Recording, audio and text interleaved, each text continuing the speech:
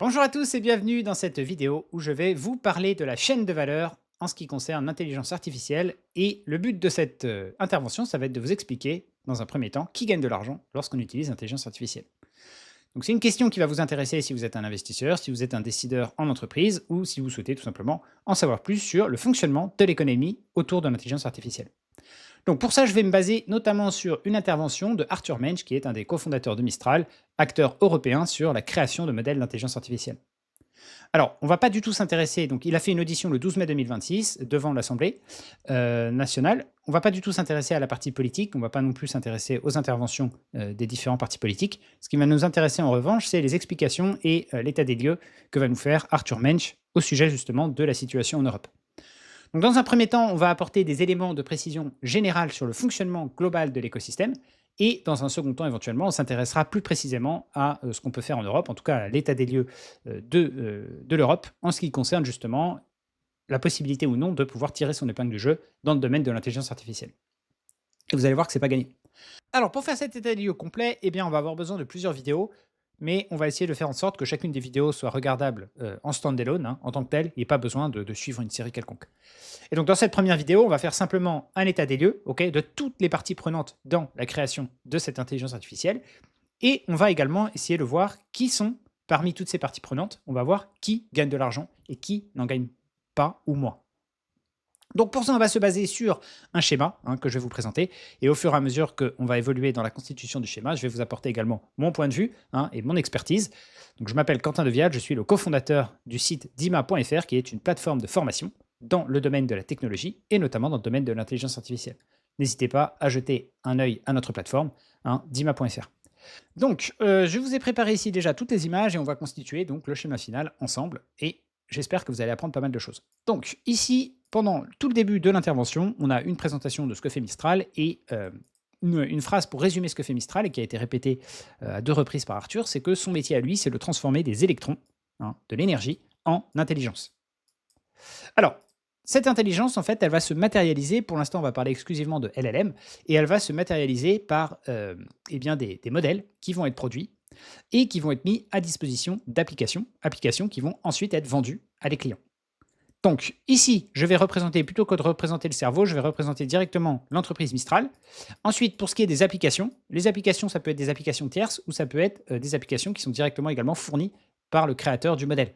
Donc sur Mistral, vous avez un certain nombre de produits offerts par Mistral, par exemple le chat, qui va vous permettre d'utiliser leur modèle. Donc vous allez utiliser à la fois leur application, donc la distribution du modèle, et vous allez également utiliser leur modèle à eux. Mais ça n'est pas forcément le cas. Vous avez plein d'entreprises et plein de SaaS, notamment, qui sont des produits proposés sur Internet, sur différents services, dans différents secteurs d'activité, qui vont également utiliser des modèles d'intelligence artificielle. Et dans ce cadre-là, eh bien, les applications ne seront pas les fournisseurs de modèles. Donc, vous avez 2 types de clients. Vous avez ce qu'on appelle le B2B et vous avez ce qu'on appelle le B2C. Donc, le B2C, c'est les personnes, c'est assez simple à comprendre. Le B2B, ce sont les business. Donc les 2 marchés évoluent en parallèle, à savoir que probablement que quand on sera sur un écosystème qui sera mature, la partie B2B représentera probablement 80 à 90 du marché final. Là où le B2C, donc les clients en particulier, représenteront que 20 par conséquent. Et c'est normal puisque, évidemment, étant donné que tous les types d'entreprises vont incorporer de l'intelligence artificielle, eh bien ça va représenter une très, très, très large gamme, une grosse, grosse consommation de la part de ces entreprises pour ensuite proposer ces services à leurs clients. Voilà. Ensuite, donc, Mistral, il se positionne au même niveau que Anthropic ou d'OpenAI, dans le sens où ce sont des producteurs de modèles. Et ensuite, vous avez également des entreprises qui vont faire à la fois produire des modèles et à la fois autre chose. Vous voyez qu'une entreprise n'est pas forcément cloisonnée à un rôle en particulier. Et le but d'une entreprise, c'est d'essayer de s'étendre sur les différents domaines de la création de la valeur sur la chaîne de valeur. Voilà. Donc, ici, les fournisseurs de modèles vont fournir ces modèles aux applications. Et ensuite, eh bien, pour que ces modèles puissent tourner, au-delà de l'aspect électrique, il va falloir des infrastructures. Donc en réalité, la partie électrique et la partie électron, ça fait une très très bonne image, mais évidemment, ça saute un certain nombre d'étapes qu'on va représenter pour vous faire une idée complète de l'écosystème. Donc la première chose qu'il va falloir faire pour pouvoir faire tourner ces modèles d'intelligence artificielle, c'est qu'on va avoir besoin d'infrastructures. Autrement dit, on va avoir besoin de capacités de calcul, de beaucoup, beaucoup, beaucoup de capacités de calcul. Et ça va se faire via l'utilisation de data centers. Les data centers, eh bien, c'est simplement des grands bâtiments dans lesquels on va retrouver toutes les capacités de calcul. Ce sont des bâtiments qui sont extrêmement complexes à construire puisque l'utilisation de matériel va nécessiter plein de prérequis sur l'apport énergétique, sur la stabilité de l'apport énergétique, sur la gestion de la chaleur, sur tout l'aspect connectivité, etc. D'autant que ce sont des bâtiments sur lesquels eh bien, vous ne pouvez vous permettre aucune coupure à aucun moment. Et donc, c'est très compliqué à gérer. Dites-vous qu'un gros data center, un gros data center d'à peu près 1 gigawatt, donc on parle du point de vue du créateur, enfin du point de vue de la personne qui met à disposition des capacités de calcul, on parle en gigawatts, on parle en capacité, en capacité électrique qu'on va pouvoir fournir. Et un gros data center ferait à peu près 1 gigawatt et ça coûterait entre 30 et 50 milliards pour vous faire un peu une idée de l'ordre de prix. OK?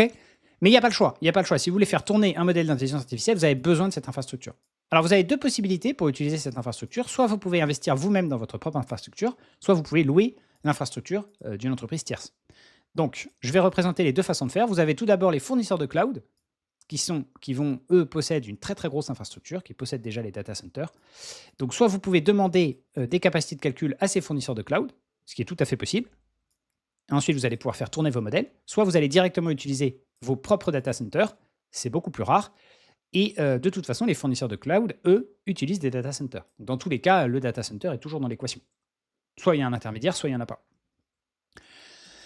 Alors, ensuite, sur ces fameux data centers, donc il y a beaucoup de choses pour faire tourner un data center et pour pouvoir créer des data centers. Déjà, vous avez toute la partie dédiée au foncier. Okay, donc, ça va être l'achat de land, de terrain, tout simplement, et des permissions ensuite de construction de votre data center sur ces terrains. Et ensuite, vous avez également l'apport énergétique qui va être très important et qui va être nécessaire en continu. Donc là, on va également mettre ça en tant que dépendance dans notre écosystème. Ensuite, votre data center, pour qu'il fonctionne, il va lui falloir des capacités de calcul. Et ces capacités de calcul, eh bien, elles ne vont pas être créées par celui qui crée le data center. En réalité, elles vont être achetées, ces capacités de calcul. Alors, il y a plein de types de capacités de calcul. Il y a plein de façons d'utiliser du hardware. On appelle ça du hardware. Mais notamment, nous, ce qui va nous intéresser dans le cadre de l'intelligence artificielle, ça va être essentiellement des cartes graphiques. On va représenter ça sous la forme de cartes graphiques et de tout ce qu'on va avoir besoin pour constituer des cartes graphiques, puisque les cartes graphiques sont particulièrement adaptées pour faire des grosses quantités de calculs en parallèle qui sont utilisées par les LLM. OK? Donc, on va devoir acheter des cartes graphiques. Alors, pour vous faire un état des lieux ici sur les différents acteurs, en France, eh bien, on aurait par exemple EDF, les fournisseurs d'énergie, on les connaît. Ensuite, pour ce qui est des cartes graphiques, eh bien, vous avez un acteur en particulier qui génère très très grosse partie des cartes graphiques, c'est le fameux NVIDIA, que vous connaissez probablement. Donc, cette fameuse carte graphique est également une dépendance pour notre data center. Sur un gros data center, vous pouvez avoir jusqu'à 100 000 cartes graphiques, sachant qu'une carte graphique, les cartes graphiques la plus performante en ce moment est la H200, c'est une carte graphique qui coûte 30 000 euros pièce au minimum, et que vous pouvez en retrouver 100 000 dans un data center. Donc, autant vous dire que ça coûte cher. Ensuite, pour constituer ces cartes graphiques, on va avoir besoin de puces. Pour créer ces puces, on va avoir besoin de plusieurs choses. On va avoir besoin de mémoire, et on utilise en particulier un type de mémoire qu'on appelle la HBM, qui est une mémoire à haute performance. Donc en fait, sur les cartes graphiques, on a ce qu'on appelle la VRAM, qui est une mémoire qui est spécialement dédiée à la carte graphique. La carte graphique, elle fait des calculs, beaucoup de calculs, très rapidement, mais pour qu'elle fasse des calculs, il faut lui envoyer des choses à calculer. Et bien la mémoire, c'est justement ce qui va lui permettre de lui envoyer des choses à calculer et de récupérer le résultat des calculs. Et vous ne pouvez pas vous permettre que cette mémoire soit... cette mémoire peut être le goulot d'étranglement, parce que si vous n'amenez pas suffisamment de choses à calculer à la carte graphique, vous perdez des capacités de calcul. Donc, pour ça, on utilise un type, c'est ce qu'on appelle la VRAM, et en fait, c'est une mémoire qui va être directement soudée sur la carte graphique, et on va utiliser un type de mémoire bien particulier. Vous avez plusieurs types de VRAM que vous pouvez utiliser. Vous connaissez peut-être par exemple la DDR4, DDR5, mais là, on utilise, dans le cadre de ces cartes graphiques haute performance, on utilise ce qu'on appelle la HBM, ou la High Bandwidth Memory. Et cette High Bandwidth Memory, on va en avoir besoin de beaucoup, puisqu'on en a besoin, enfin NVIDIA en a besoin pour créer ces fameuses cartes graphiques. L'acteur le plus connu pour les HBM, c'est SK Hynix.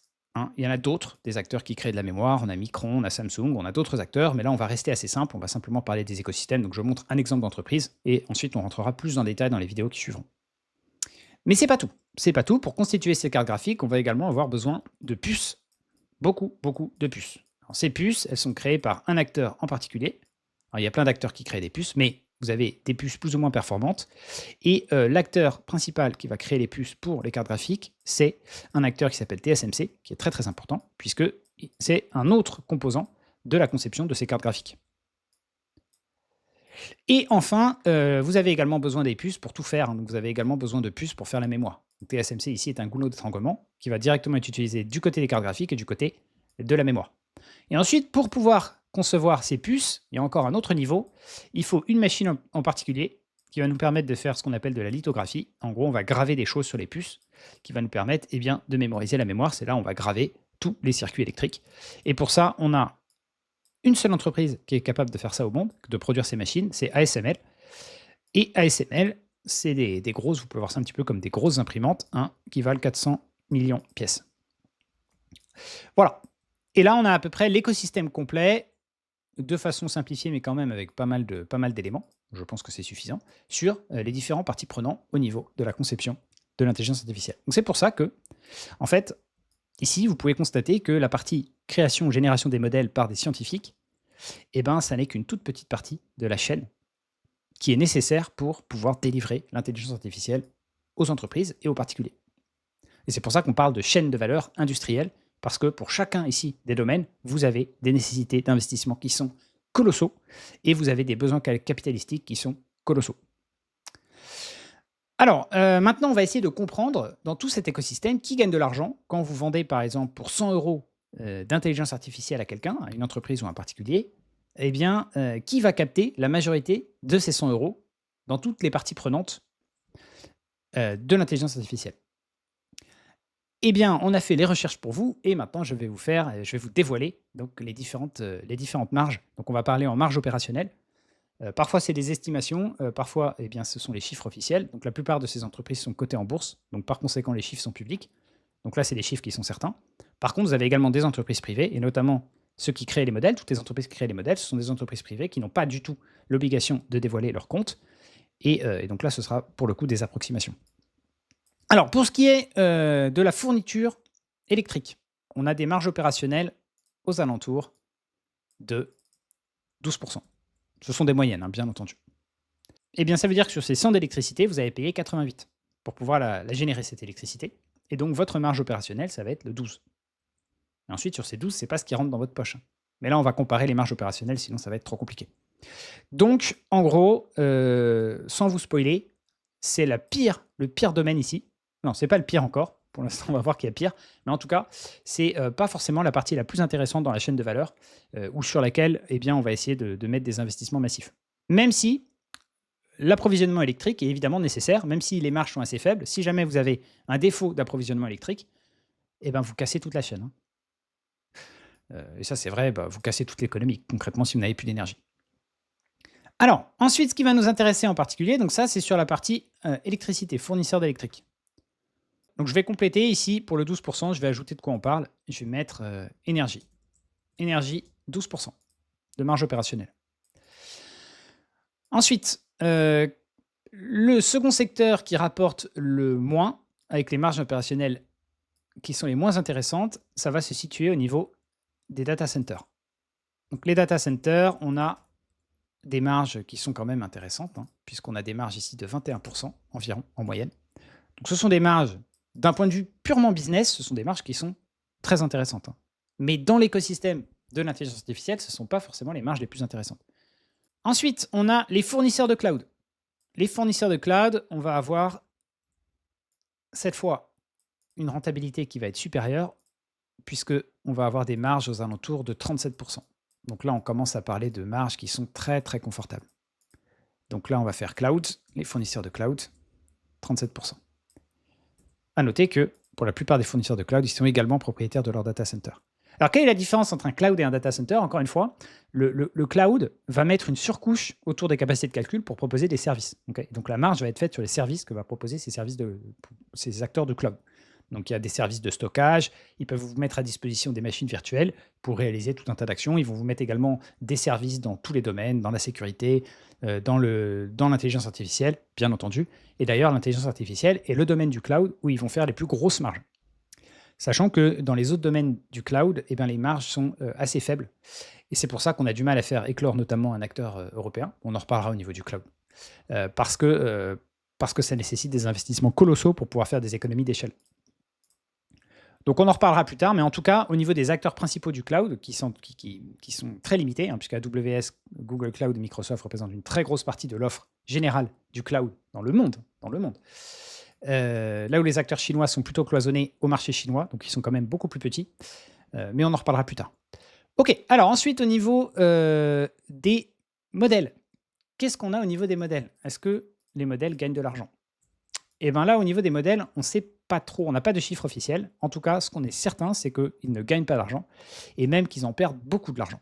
Donc là, on va être aux alentours, on pense que globalement, ils perdent probablement dans les alentours de 55%. Donc c'est vraiment une estimation au niveau des fournisseurs de modèles. À peu près 55% de, moins 55% de marge.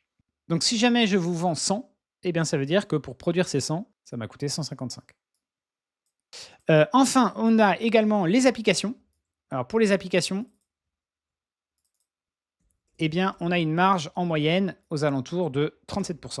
Une marge opérationnelle aux alentours de 37%. Donc c'est intéressant.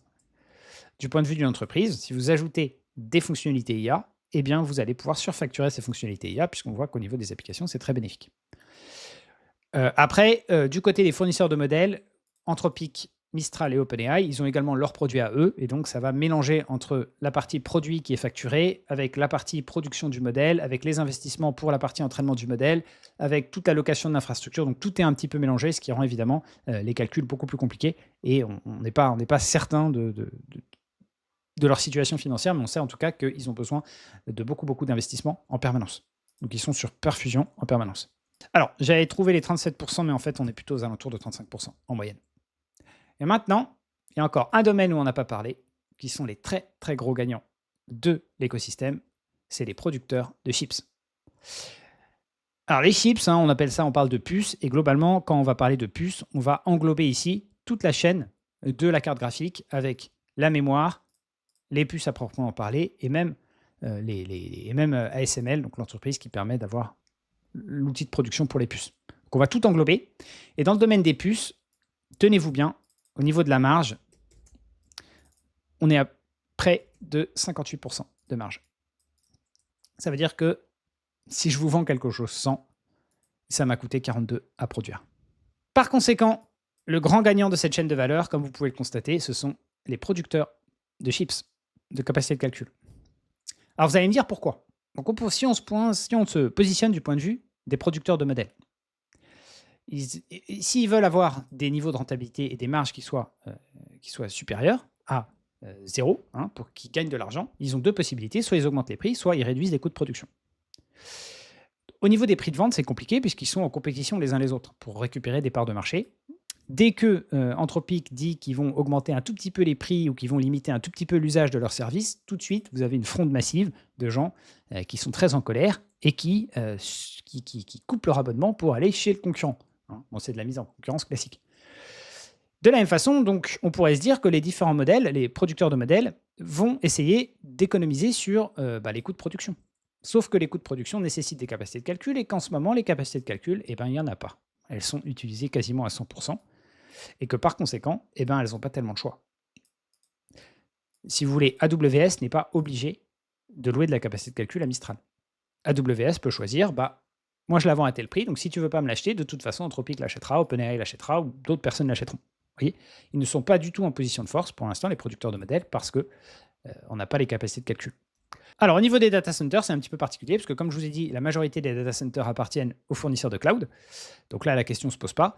Par contre, si vous voulez construire vos propres data centers, il va falloir acheter des chips pour que ce soit intéressant. Donc, il va falloir rentabiliser le data center. Et pour ça, il va soit falloir vendre les capacités de calcul. Donc, si vous les utilisez vous-même, vous captez la valeur. Mais il va quand même falloir acheter les cartes graphiques. Il va quand même falloir assurer l'approvisionnement énergétique et également le foncier. Bon, le foncier, c'est peut-être négligeable, c'est peut-être le plus simple. Mais par contre, pour ce qui est des cartes graphiques, c'est très compliqué. Si vous arrivez du jour au lendemain que vous dites « je vais créer un acteur du cloud », on en a en Europe, on a OVH par exemple, on a Scaleway.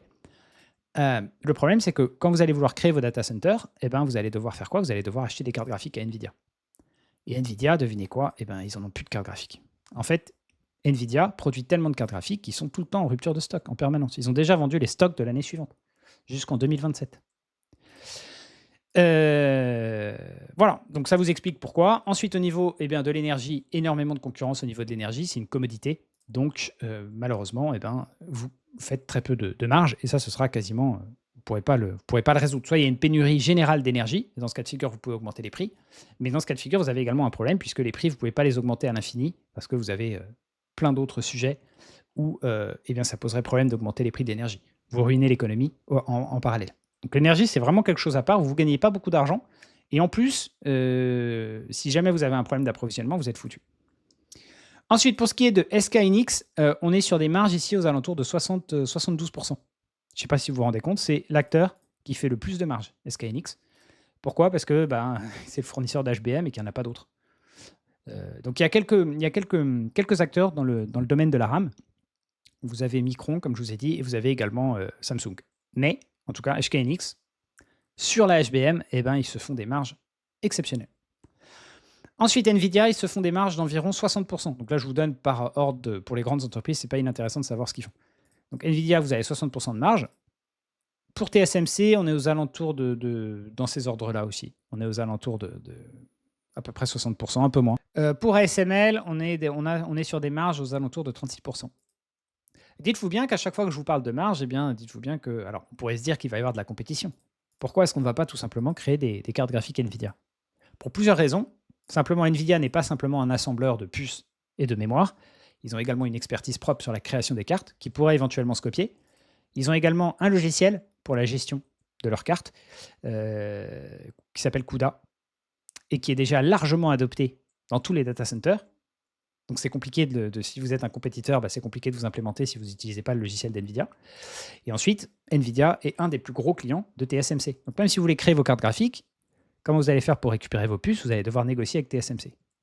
Vous allez voir TSMC, mais TSMC il va vous dire, mais en fait, toutes mes puces, je les vends déjà à NVIDIA, donc repassez demain. D'autre part, le coût des prix des puces également explose, puisqu'on a une pénurie. Pareil pour la RAM. Donc, cette pénurie entraîne des hausses de coûts de production pour les cartes graphiques et le prix des cartes graphiques augmente également de façon importante. Ce qui réduit les marges des data centers, au passage, évidemment. Voilà, et par conséquent, en fait, à chaque étape de la chaîne de valeur, à chaque fois, vous avez des justificatifs sur pourquoi est-ce que y a des marges aussi importantes. C'est parce que plus la marge est importante, plus en fait il y a un blocage, il y a une difficulté pour accéder au marché et pour créer de la compétition.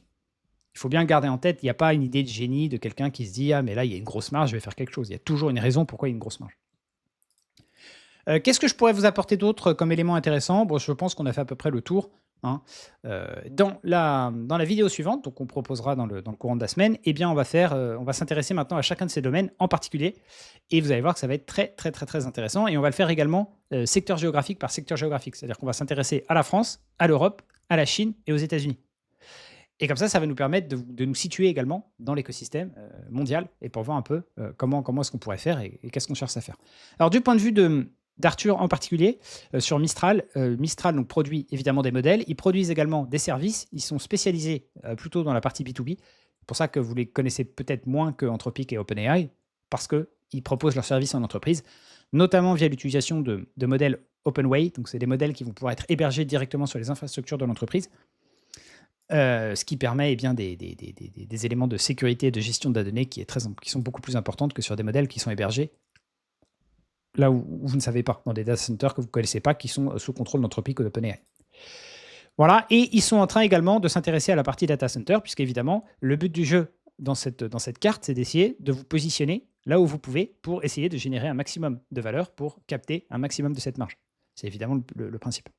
Et donc, ils sont en train de créer, je crois, 2 data centers, dont un énorme data center de plus d'1 gigawatt qui va être mis à disposition, enfin, qui est en cours de construction. Allez, c'est à peu près tout ce dont je voulais vous parler pour cette vidéo.